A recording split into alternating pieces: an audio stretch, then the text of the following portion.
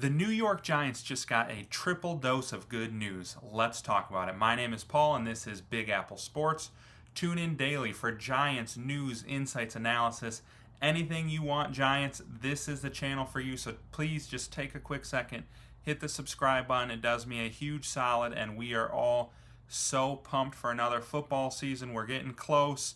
It was so fun to watch some preseason last night, and just a lot more Giants content coming, so don't miss out. So I assume if you're watching this video, you're probably a big enough Giants fan that you watched the game last night, and there were three huge pieces of news that I took out of it that I think are really important this season. So let's talk. I'll pull up the box score here, and I want to start with the first bit of good news is the quarterback play. I probably don't even need to dive too much into Jackson Dart. Like, anyone who has watched an ounce of Giants football this season knows this kid is the real deal. He's got zip on the ball. He's just so elusive in the pocket. Daniel Jones was fast, and not super fast, but like he could run. He was mobile, but he just, his feet were just so slow and clunky. Like Jackson Dart, he's moving in and out there. And like you can just see that pocket awareness and mobility that Daniel Jones didn't have. He's accurate. He puts zip on the ball. He's making good decisions. Some really nice arm angles. You saw it on that screen pass to Theo Johnson. He kind of like worked his arm around. And I mean, that was like a Mahomes-esque throw. I'm not going to get too ahead of myself and say he's Pat Mahomes yet. But like those are the kind of throws that the elite NFL quarterbacks are able to make, and Daniel Jones was not making them. So just so exciting as a Giants fan to see Jackson Dart doing that. And then for Russell Wilson, I know that the pick on his last, I think it was his last drive, was an ugly way to end his night, and it was a miscommunication. It happens. Better to do it in the preseason than in the regular season. But the big thing for me was that deep ball to Bo Collins. Like, that was on the money, traveled 60 yards in the air. And it's just going to completely open up this Giants offense to have a QB who can do that. Because, I mean, Tommy Cutlets and Daniel Jones were not doing that last year. It was all just dink and dunk. They didn't have somebody who could take the top off the defense. And Russell Wilson is that guy. And you saw it with the Steelers last year. And that's why, like, Justin Fields did a pretty good job for the Steelers. He's obviously a good enough quarterback that teams keep bringing him in to be the starter. But, like, George Pickens was not doing much with Justin Fields. Because Fields, just same as Daniel Jones, he's just hitting those little short passes and can run, and that's about it.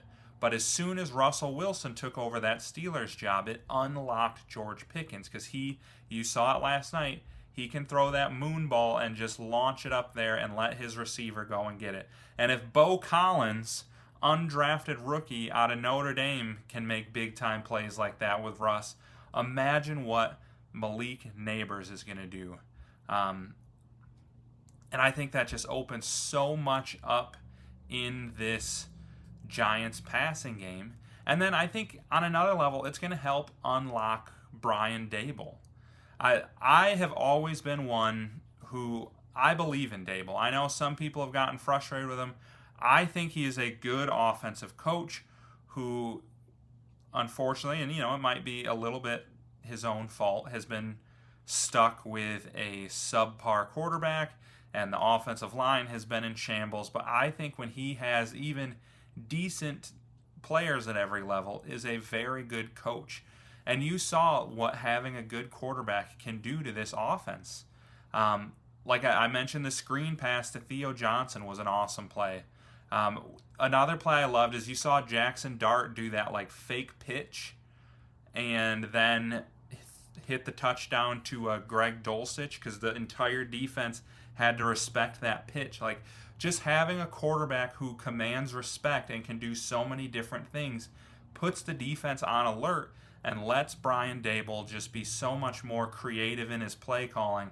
And you saw it leading to touchdowns yesterday, and I think we're going to see it lead to touchdowns in the regular season as well. So second bit of good news comes from Evan Neal. He he had a pretty solid game at right guard.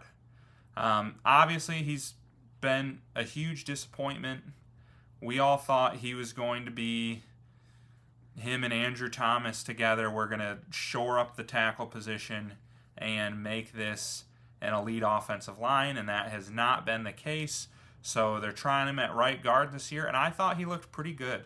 There was the one drive where you could tell he was getting pretty gassed because they were doing no huddle, and I think he had one bad rep on that drive. But other than that, he had a solid game. I don't know if he's going to be the starter this year. I think his ceiling as the starter is higher than anyone else on the team.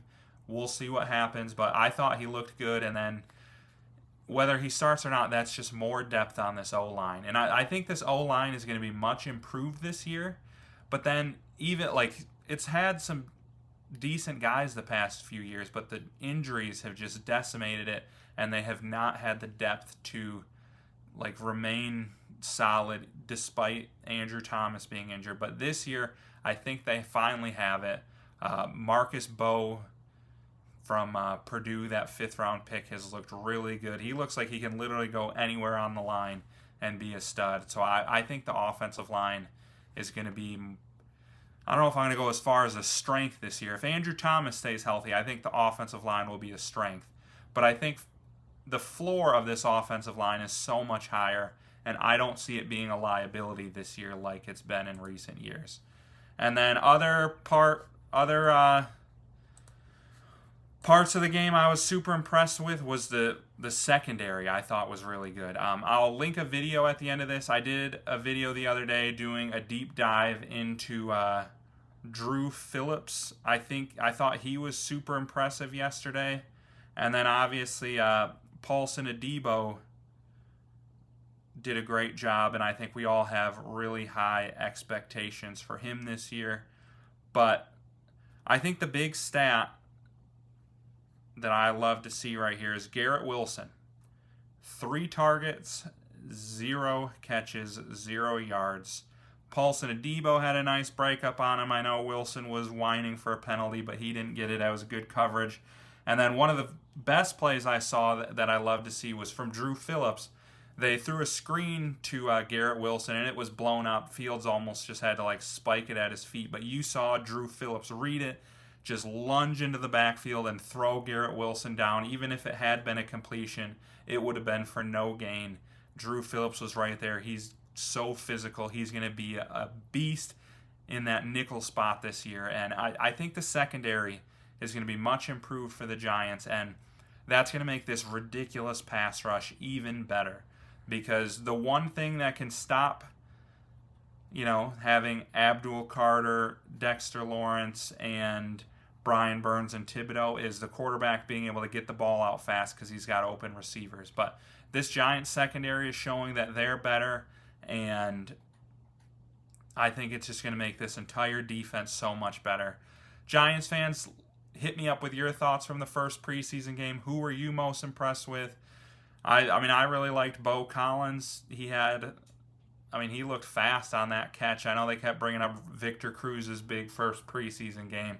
He obviously wasn't that incredible, but it's rare you see an undrafted free agent or an undrafted rookie out there with the starters making big time plays like that. So that was exciting.